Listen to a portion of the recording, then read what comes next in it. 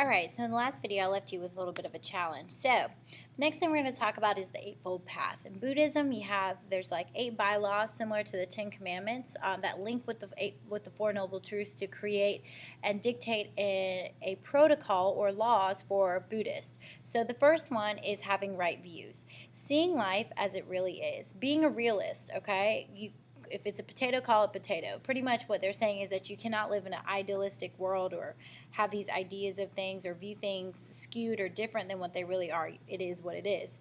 Number 2 is right intentions, living a good life, having goodwill, striving towards perfection. And that doesn't just mean with your mouth and being verbal, but also in your heart, in your mind, and in your spirit.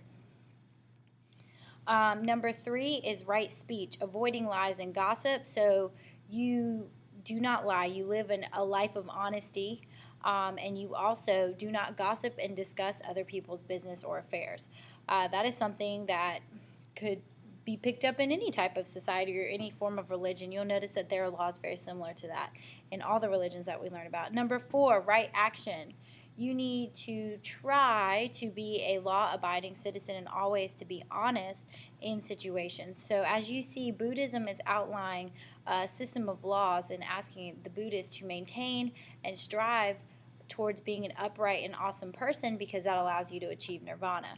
Also, right living. Avoid work that harms people. You cannot be a murderer. You cannot have a job that causes great harm and murder and maiming people and destroying people's lives. Also, right effort, which means seeking to prevent evil in the world. So I put Dr. Evil from Austin Powers on here. Hopefully you guys still know who that is. And number 7 is right mindfulness, constant awareness of oneself.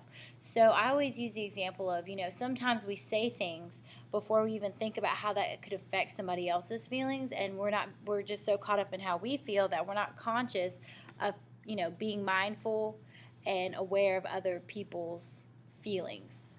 And so when you're in tune with yourself, you can think outside of yourself and address and be very careful about how you interact with other people, but also being aware of yourself and maintaining your body's health mentally, physically, emotionally.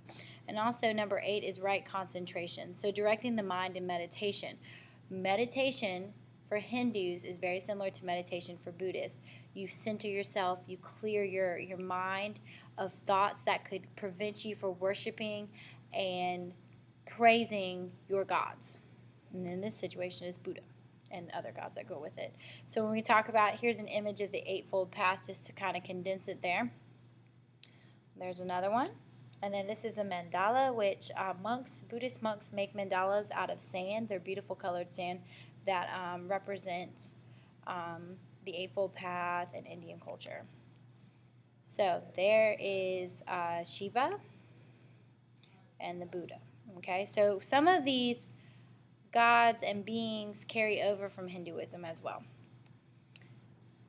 And that is